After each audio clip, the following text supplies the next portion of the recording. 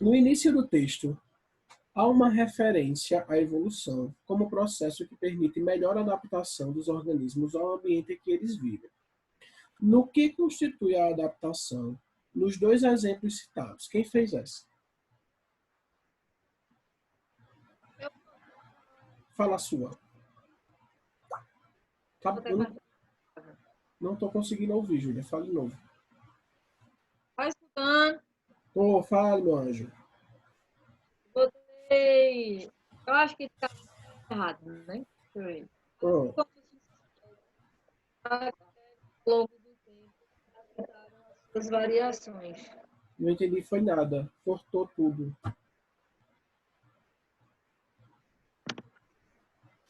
Ítalo fez essa.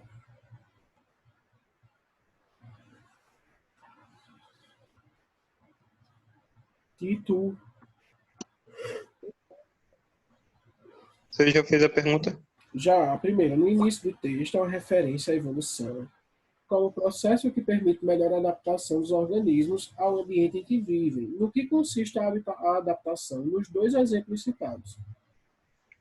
Eu coloquei a resistência a um corpo estranho. Aí eu fiz um textinho aqui.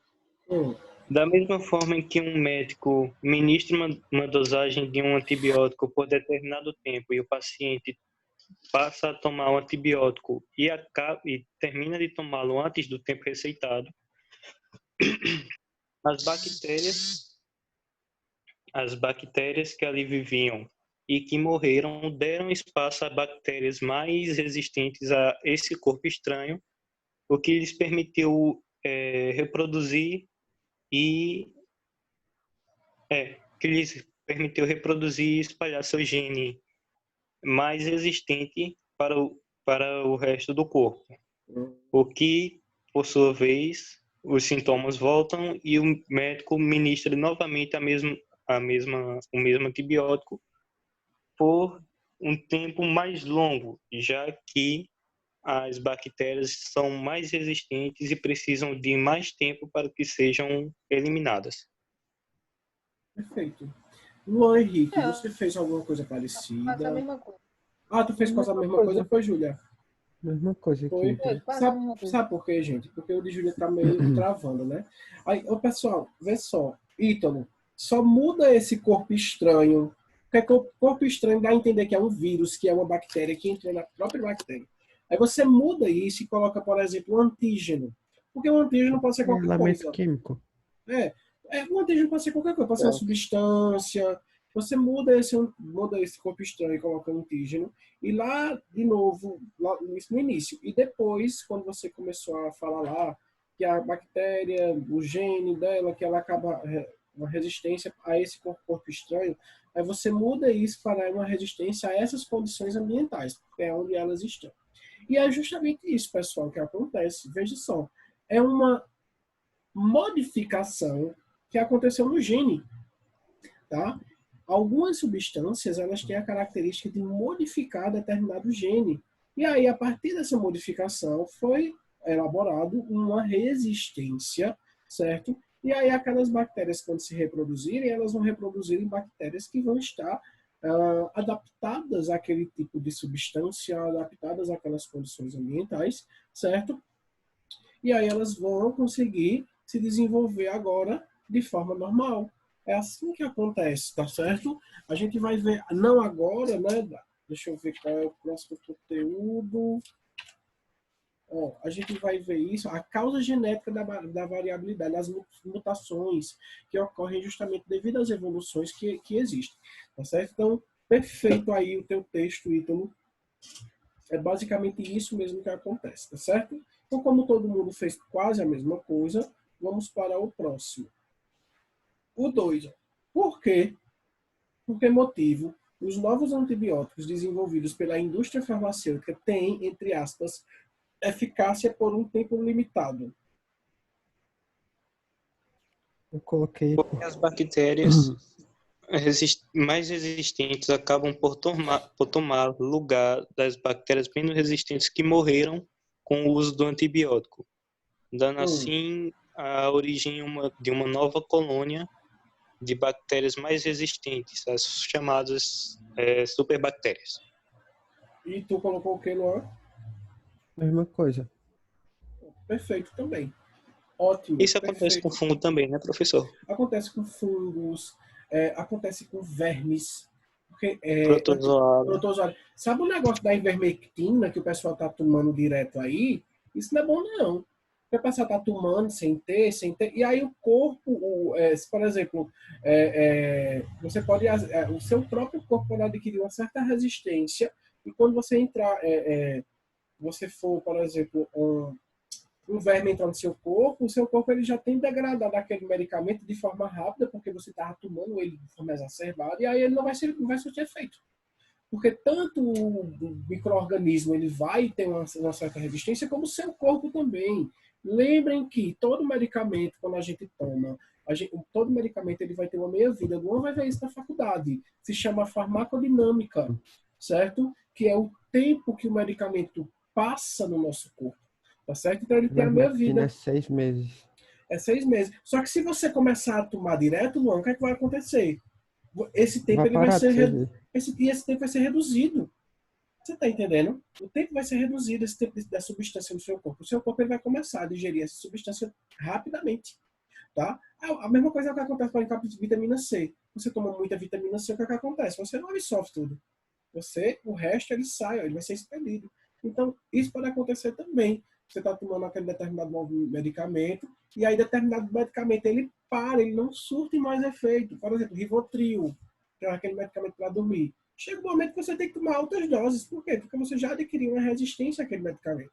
Né? A farmacocinética, eu não sei se é a cinética ou a dinâmica, não lembro agora. O efeito farmacológico ele está sendo reduzido, ou seja, o fígado está metabolizando ele bem mais rápido do que deveria devido à quantidade de medicamento que você está botando para dentro. Então, isso também é uma forma de adaptação, certo? E uma forma de evolução àquela determinada substância, tá certo? Então, muito cuidado com isso. É muito comum acontecer isso com a gente. A gente está tomando um medicamento e chega um momento que aquele medicamento não surte mais efeito. E a gente tem que aumentar essas doses. Pronto, por exemplo, Doflex. Minha avó tomava tanto Doflex, quando ela tomava um Doflex, ela já não surtia efeito. Ela tinha que tomar 2, 3. Entendeu? Porque todo dia era um Doflex. Tá entendendo? Então, gente, a gente tem cuidado com isso aí. Nosso corpo ele sofre mudanças o tempo todo. Tá? Então, ó, perfeito aí a questão da interpretação do texto de vocês. Façam esse terceiro para a gente ver aí o vídeo, né? O terceiro diz assim, elabore com seus colegas uma hipótese, ou seja, uma teoria, certo? Que explique a resistência dos insetos aos inseticidas. Apresentem essa teoria a vocês e ao professor. Então, vocês vão elaborar, a partir disso, uma teoria, uma hipótese, certo? Sobre como esses insetos eles adquirem essa resistência ao inseticida. E aí tem um pouco a ver também com o que eu falei, enfim, tá? A metabolização de substâncias, enfim, vamos lá. Beleza? Tranquilo, o João Guilherme fez. Eu fui tomar banho. E foi! Eita, vai ficar sem nota. Tá? E aí, gente, só relembrando, ó, as questões de Lamarck, ó, lembrando que Lamarck inicialmente ele era fixista, certo? Fixista é aquela teoria que acredita que as espécies são fixas, elas não sofrem mudanças, tá certo? E ao passar do tempo, né, ele foi mudando um pouco as suas ideias, tá certo? E aí, ó, as primeiras, como é que se diz? As primeiras tentativas de ideias de Lamarck foi justamente a lei do uso e do desuso, né? Quando ele falava que quanto mais você utiliza um órgão ou quanto menos você utiliza um órgão, esse órgão ele tende a se desenvolver mais ou ele tende a atrofiar, tá certo? E a outra questão aqui de Lamarck era que as características de um ser vivo, quando elas são modificadas de acordo com o ambiente, elas podem passar de descendente para descendente, tá? Então, assim, no caso, os filhos, por exemplo, de uma pessoa branca que ficou exposta ao sol durante muito tempo, a pessoa fica moreno, né? A pessoa produzir muita melanina. Então, os filhos dessa pessoa iam nascer moreno, tá? E a gente sabe que isso não existe, né? Essas características, elas não passam para a genética, como a gente viu, porque isso é uma coisa fenotípica e não genotípica, tá certo? Então, nesse ponto, Lamarck estava errado, Foi comprovado experimentalmente, no começo do século, que as mudanças adquiridas não passam para os descendentes. Então, muito cuidado com isso quando vocês forem responder alguma questão, alguma coisa do tipo. Tá? Olha, Lamarck chegou até mesmo a adquirir que a necessidade de uma característica determinaria o seu aparecimento e sua inutilidade a faria desaparecer. Tá? Ou seja, quanto mais você teria a necessidade de utilizar um determinado órgão, mais ele iria se desenvolver, e quanto menos utilidade, necessidade você tivesse, ele iria fazer com que aquela estrutura atrofiasse. Tá? Então, a necessidade que certos peixes tinham de respirar ar atmosférico no período da seca teria feito aparecer em pulmões, aquela bexiga natatória, tá certo? Esses teriam permanecido nos descendentes que ficavam mais tempo no meio terrestre. As brânquias teriam finalmente desaparecido, já que não eram utilizadas fora da água. Era por essa linha de raciocínio que Lamarck explicava a origem de novas espécies. Tá certo, pessoal? Aí vejam, o lamarquismo, né, lamarquismo, a gente chama de lamarquismo toda e qualquer ideia que venha derivada de Lamarck. Parece extremamente lógico. Lamarck usava a lógica para tentar explicar as suas ideias. Então, a pessoa leiga iria simplesmente ouvir e dizer, isso é verdade, o cara está certo, ele tem razão. Tá certo? Afirmações como o uso de alimentos cozidos e amolecidos enfraquece cada vez mais certos dentes que tenderão a desaparecer com o decorrer do tempo. Então, são coisas como essa que a gente vê que, pela a ideia dele tem uma lógica, mas não acontece. Quer dizer que se eu passar o resto da minha vida tomando só açaí, meus dentes vão cair? Então, não tem, assim, não tem uma lógica biológica plausível que faça a gente compreender as teorias evolucionistas e as leis do uso e desuso dessa forma, tá certo?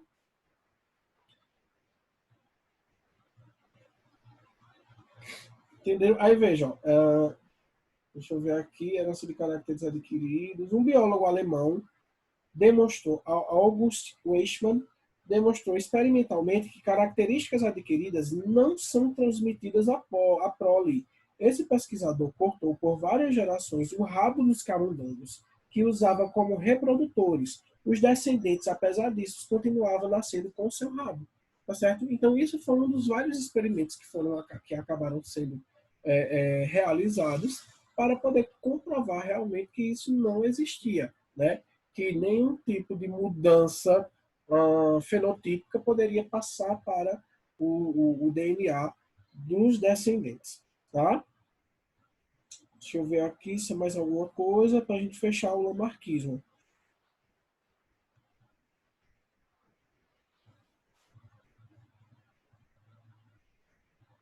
Não, é só isso mesmo. Até então, é só isso mesmo. E aí, como eu falei na última aula, né, veio Darwin com o conceito de seleção natural. Tá? Por Lamarck ser fixista e ele achar que as espécies nasciam daquela forma sempre, entendeu? Aí é por isso que ele tinha aquela ideia. Já Darwin, ele não era fixista, né? Ele era o quê? Transformista. Ele acreditava que as espécies elas sofriam transformações ao longo da sua evolução, certo? E essas transformações, ao longo desse tempo, de acordo com as variações climáticas, aí sim poderiam passar de descendente para descendente, né, na formação de novas espécies, tá? Então, o conceito de seleção natural, que foi originado por Darwin, né, parte principalmente da teoria da evolução a partir das observações e do material coletado em uma viagem de 5 anos que ele fez ao redor do mundo, no navio Beagle. Então, quem assistiu o filme viu que Lá na ilha de Galápagos. Galápagos. O filme, na realidade, ele já relata a história de Darwin, né, o desafio de Darwin depois que ele fez a viagem. Tá certo? Darwin era rico, né? Ele era estudante de medicina, mas ele não queria saber da medicina. Ele tinha nojo da medicina. Ele tremia, ele morria, corria quando ele via aquele sangue, aquela coisa. Sabe por quê? Porque naquela época a medicina não era estudada hoje com bonecos anatômicos, era no próprio cadáver. Tá certo? Então, tinha todas essas questões aí de Darwin contra a medicina, tá? E aí ele foi bastante influenciado cadê? Além disso, pela leitura de um ensaio de Thomas Malthus, em 1838, sobre as populações das espécies.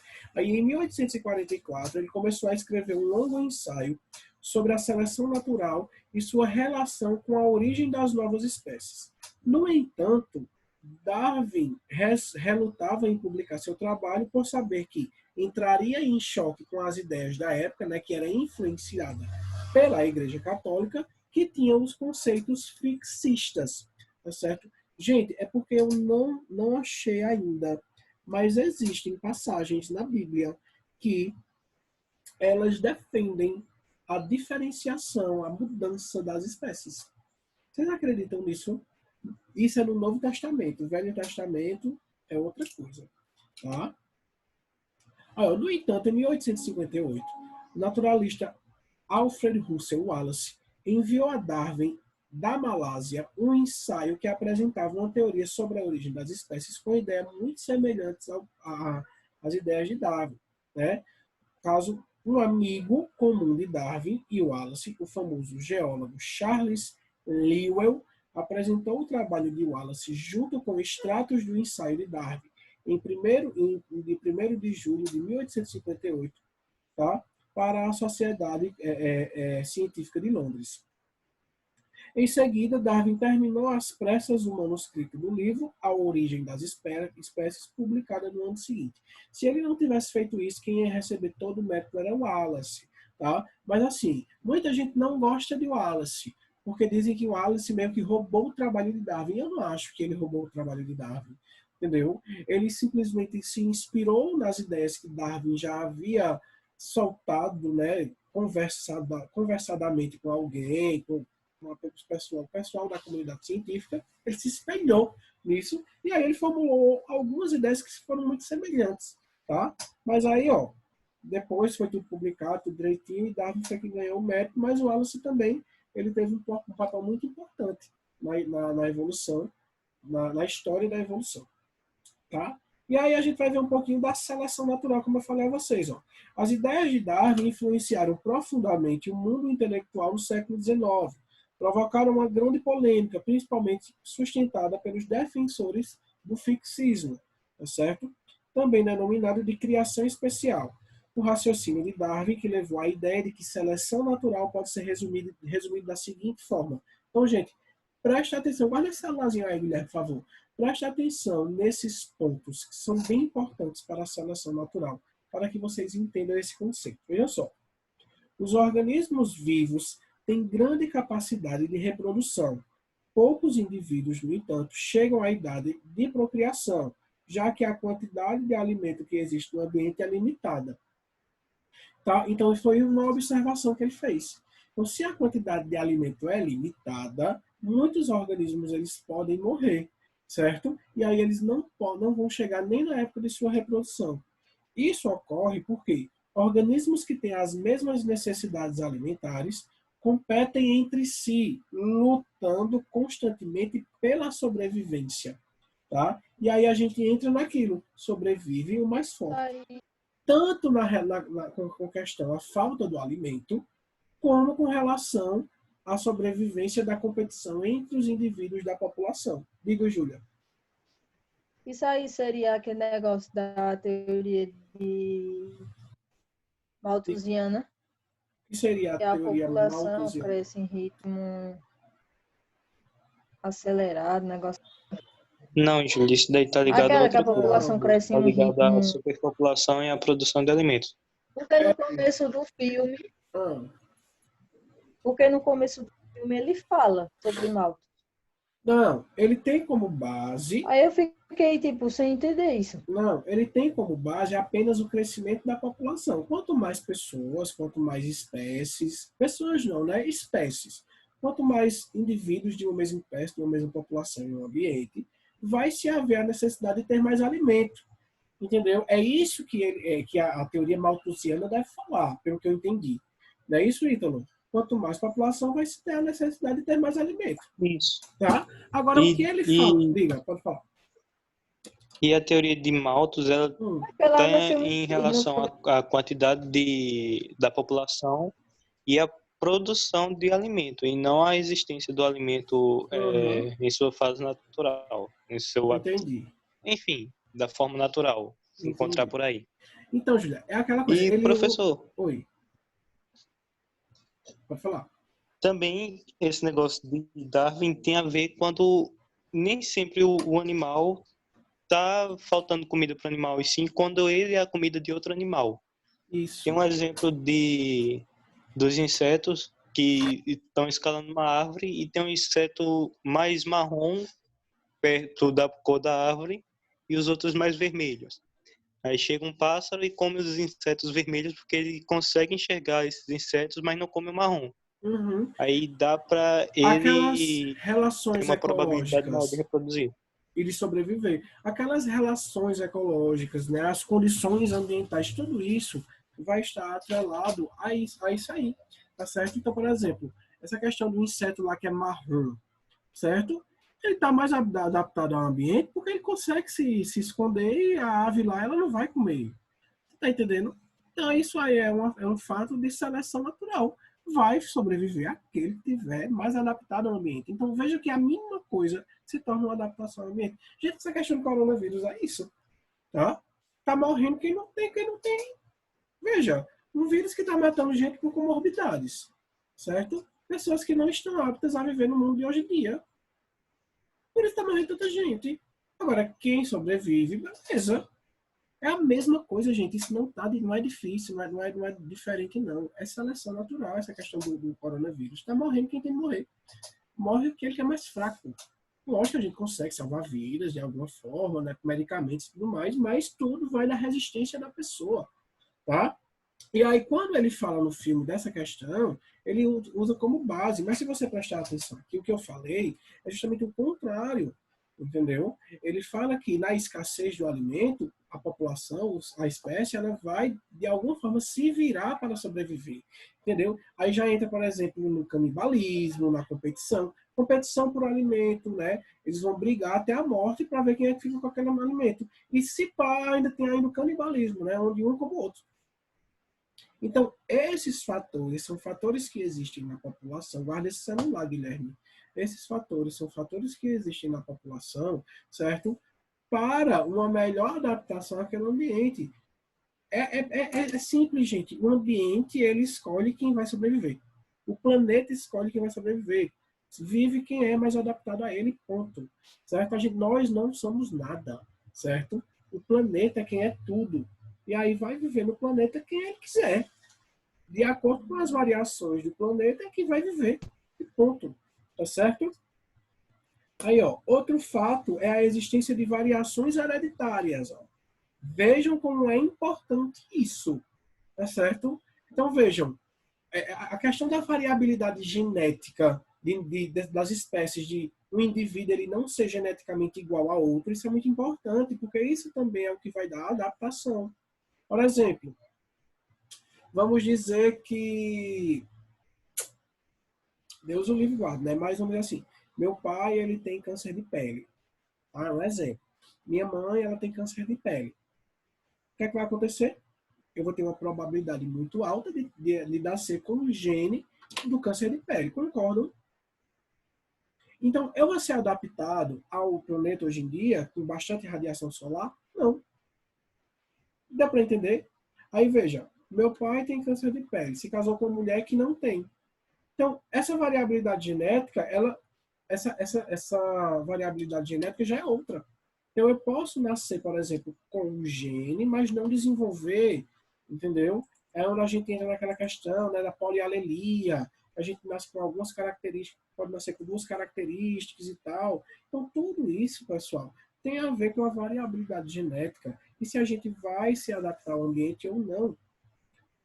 Toda e qualquer evolução e adaptação ao ambiente tem a ver com a genética, com o nosso gene, com a hereditariedade, tá certo? Aí veja, outro fato é a existência de variações hereditárias dentro de um mesmo grupo. Essas variações podem ser transmitidas de descendentes para descendentes. Algumas são mais favoráveis e outras são menos favoráveis em um determinado ambiente. Então, tudo vai da genética. Se você vai sobreviver ou não a uma determinada condição ambiental, isso quem vai dizer é a sua genética. Entendeu? Então, vejam que é uma coisa que vem de descendente para descendente e não é uma coisa que ela é adquirida. Entendeu? Como Lamarck falava. Veja como as ideias de Darwin, elas são muito mais finas, certo? Não são tão grotescas como as de Darwin, tá? Aí, ó, assim, os organismos que têm a variação mais favorável naquele ambiente têm maior probabilidade de sobrevivência e reprodução do que os demais e a transmissão e transmitirão suas características e seus descendentes. Dessa forma, cada geração ficará suscetível, mais adaptada às condições ambientais. Essa questão do inseto aí. O inseto que ele era marrom e o inseto que era vermelho. Mesmo que ele seja da mesma espécie, mas a variação ambiental e a variabilidade genética fizeram com que ele ficasse mais adaptado ao ambiente, que ele adquirisse essa, entre aspas, camuflagem, que desse a ele a chance dele se reproduzir e dar continuidade à espécie. Entendeu? Dar continuidade à espécie. Certo? Isso é importantíssimo para a evolução. Tá? Porque se você não dá continuidade à espécie, como é que a espécie vai evoluir? Então, a questão do urso polar mesmo. O urso polar, daqui a 100 anos, ele já está em extinção. Tá certo? Isso pode acontecer? Pode. Mas, se o urso polar ele sofrer algum tipo de mudança genética e ele desenvolver algum gene, sei lá, que ele passe dessa, que ele sofra uma variação que ele consiga. Isso pode acontecer? Pode também. Tá certo? Tudo vai depender da variabilidade genética. Agora, estudos já comprovam que isso não vai acontecer. Ele vai realmente entrar em extinção e vai dar espaço para uma nova espécie que possa ser formada. Isso é normal. E aí a gente tem, por exemplo, o tigre-dente de sabre, o mamute, entendeu? Os dinossauros, todos esses animais que a gente teve na época pré-cambriana, certo? E todos os animais que a gente tem hoje em dia. Tá? Não quer dizer que essas espécies elas não existiram, elas existiram, só que foram sofrendo mudanças com o passar do tempo. Então, quando a gente vai lá para a Arca de Noé, certo? Quem me diria que a questão da Arca de Noé não eram aqueles animais, aqueles mesmos animais. E aí o tempo, depois do dilúvio, fez com que aqueles animais fossem se modificando de acordo com o novo ambiente que estava sendo formado. Quando a gente vai para a Bíblia, a Terra era uma, antes do dilúvio a Terra era uma, e depois do dilúvio a Terra era outra. E então, tá entendendo, pessoal? Então, pode ser aqueles mesmos animais que foram lá para a Arca, que foram se reproduzindo e foram mudando de acordo com o nosso ambiente, que hoje em dia não é mais a mesma coisa de antes. Tá entendendo? Então, por isso que eu não descarto. Olha, eu sou a pessoa mais contra que diz que religião e ciência é separado. Não, não é separado. Não é, que a gente não consegue, a gente não tem propriedades suficientes para explicar isso ainda. Tá entendendo, pessoal? Então é basicamente isso. Assim, eu acredito dessa forma. Tá? Um exemplo de seleção natural, a anemia falciforme. Vocês lembram da anemia falciforme, que é a hemácia em forma de foice? Lembram lá? Lembram não? Vamos lá. Uhum. Lembra sim. Imagina que eu disse a vocês que existe uma anemia, que ela é genética, entendeu? Que a gente nasce com a hemácia em formato de foice. Ela não é redondinha, tá certo? Vejam, nessa doença hereditária, também conhecida como ciclemia, é produzida uma hemoglobina defeituosa. Em consequência, as hemácias ficam deformadas e ineficientes para o transporte de oxigênio. Os homozigotos para a doença morrem com pouca idade. Por isso, o gene S, que é o gene S, se mantém em taxas baixas na população, sendo transmitido apenas para os heterozigotos que sobrevivem. Então, essa doença é uma doença de característica dominante. Tá? Então, se, por exemplo, nascer uma pessoa com o gene SS, né, que seja homozigoto dominante, essa pessoa morre. Lembra daquela doença que é a dominância que eu falei? Doença dominante, entendeu? Acho que vocês devem lembrar da genética. Depois dá uma voltada lá que vocês vão lembrar. Uhum. Certo? O gene fatal, né? Isso, o gene letal, um negócio assim. Tá? E aí ele morre. E aí o que é que acontece? O gene, ele vem, no heterozigoto de forma mais branda. As pessoas conseguem sobreviver, tá certo? Então, a anemia falciforme, ela é um tipo de seleção natural, tá? Verificou-se, no entanto, que em certas populações africanas, a taxa do gene S era estranhamente alta. Por coincidência, regiões habitadas por essas populações eram infestadas pela malária, que relação haveria entre a malária causada por um protozoário e a anemia falciforme, que é uma doença hereditária. Qual é a relação entre isso? Já que eles viram essas condições. Então, a resposta foi que verificou-se que os heterozigotos para a anemia falciformes são resistentes à malária, tá?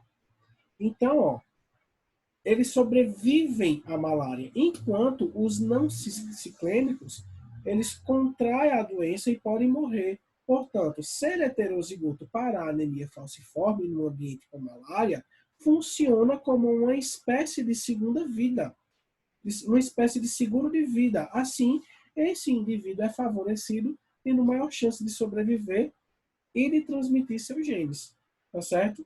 Então, ó, veja que a gente tem aí uma adaptação, tá certo? Ao ambiente com malária, mesmo que aquela pessoa tenha aquela doença, aquela anemia e tudo mais. Não é interessante, pessoal? A resistência à malária, tá? Então, gente, a gente finaliza aqui, tá certo? E aí, na próxima aula, a gente vai falar um pouco sobre seleção artificial, tá certo? A gente vai falar um pouco também sobre neodarwinismo e vai falar um pouco sobre camuflagem e mimetismo, que são tipos de adaptações que os seres encontram para melhor se adaptar àquele ambiente. Beleza? Tá certo. Beleza, prof. Ok, então tchau, fiquem com Deus e até a próxima. Tchau. Falou.